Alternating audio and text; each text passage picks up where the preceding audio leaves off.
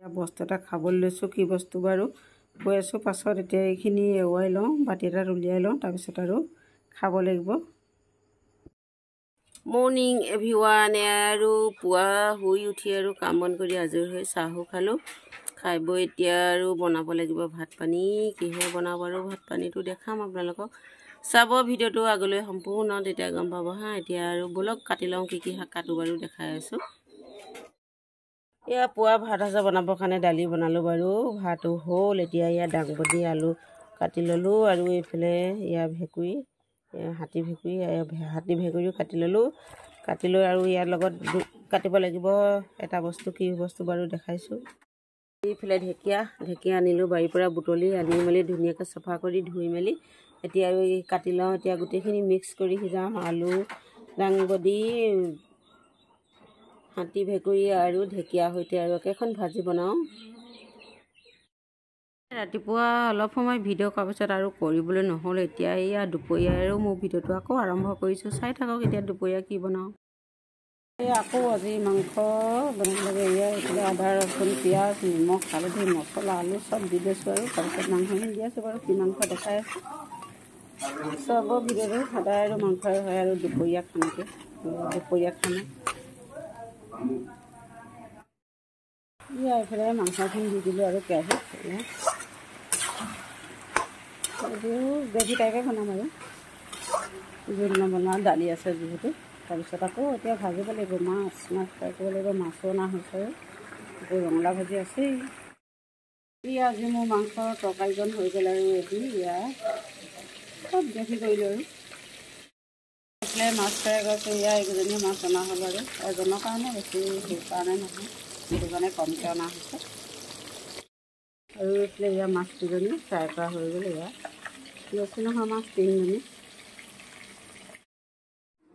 এয়া এতিয়া আকৌ ৰঙালাও ভাজি অকণ বনাবৰ কাৰণে এয়া মই ৰঙালাওখিনি কাটি ধুই মেলি সৰু সৰুকৈ কাটিলোঁ। এতিয়া ভাজিখন বনাওঁ, ৰঙালাও ভাজি। তাৰপিছত আৰু একো ভাজি নবনাওঁ আৰু এয়া এইখিনি আৰু ৰঙালাও তৰকাৰী এয়া হৈ গ'ল। ইয়াত আলু দিলোঁ এটা কাটি আৰু বেছি দিয়া নাই, বেছি ৰঙালাও দিলোঁ আৰু সৰহকৈ। এয়া এতিয়া আকৌ গধূলি মোৰ ব্লগটো আৰম্ভ কৰিছোঁ আৰু এতিয়া এয়া বস্তু এটা খাবলৈ লৈছোঁ। কি বস্তু বাৰু কৈ আছোঁ পাছত। এতিয়া এইখিনি এৰুৱাই লওঁ, বাতি এটাত উলিয়াই লওঁ, তাৰপিছত আৰু খাব লাগিব। এয়া মই এতিয়া এই চামুচখনে এয়া এইদৰে এনেকৈ উলিয়াই লৈছোঁ। উলিয়াই এয়া বাতি এটাতে লৈছোঁ আৰু উলিয়াই লৈ এইখিনি আৰু গুড় বা চেনি দি আৰু লগত এৱা গাখীৰ হ'ব লাগে আৰু গৰম এৱা গাখীৰ লগত খাবলৈ ভাল লাগে। এইটো হৈছে বেল। এয়া বেল পকিলে, এয়া গছ ঘৰতে গছ আছে যিহেতু সৰি আছিলে। এয়া এটা ৰাতিপুৱা বুটলি আনি থৈছিলোঁ। এতিয়া বোলো এয়া গধূলিয়ে খাওঁ। এতিয়া মই এইখিনি খাই লওঁ চাহ এটোপা সৈতে হা। এয়া এইখিনি মই উলিয়াই মেলি ল'লোঁ। এয়া বাতিতে গাখীৰ গৰম কৰি ল'লোঁ। গৰম গাখীৰ সৈতে আৰু দি ল'লোঁ ইয়াত অকণমান চেনি। এতিয়া খাওঁ।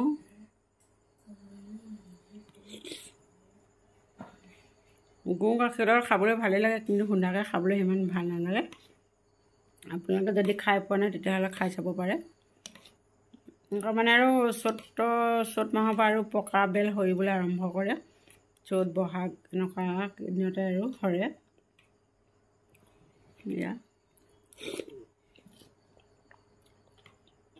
এতিয়া এইখিনি খাই লওঁ, তাৰপিছত আৰু লগ পাই আছোঁ। এয়া এতিয়া গধূলি ভাত সাজৰ খাবৰ কাৰণে এয়া ঘৰৰ গছতে লাগিছিলে ইয়াত তুৰৈ দুটা। এইটো এটা বেকাই, এইটোহে পোন ধুনীয়া। এতিয়া মই এই দুটা কাটি লওঁ। কাটি পিনে আজি ভাবিছোঁ তুৰৈ আৰু মাছৰ জোলৰ সৈতে জোল খাম বুলি। এতিয়া এইকেইটা কাটি লওঁ, তাৰপিছত আৰু মাছৰ জোল বনাব লাগিব। এয়া মোৰ তুৰৈখিনি কাটি মেলি আৰু এয়া কেৰাহীত দিলোঁ। দি মেলি এয়া তুৰৈটোৰ পৰা পানী ওলাইছে, কণ বিলাহী আছিলে, কণ বিলাহীও দি দিলোঁ। আৰু এতিয়া মাছ আনিছিলোঁ, মাছ দি দিওঁ একপিচ। আজি আৰু গধূলি সাজটো এনেদৰেই হ'ব আৰু তুৰৈ, আলু, মাছ, বিলাহী জোল। ইয়াত এতিয়া পানী অকণমান দি দিব লাগিব। গৰম পানী হৈ আছে যিহেতু ডেগত, গৰম পানী দি দিওঁ, তেতিয়া অতি সোনকালে হ'ব। এয়া আজি মোৰ মাছৰ তৰকাৰীকণ হৈ গ'ল।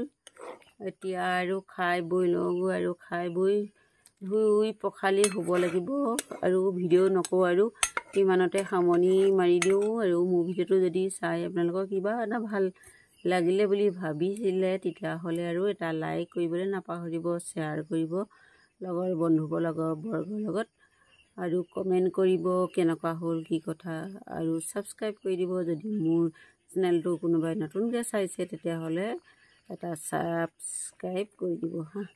Okay, bye bye, good night. আকৌ লগ পাই আছোঁ কালিলৈ।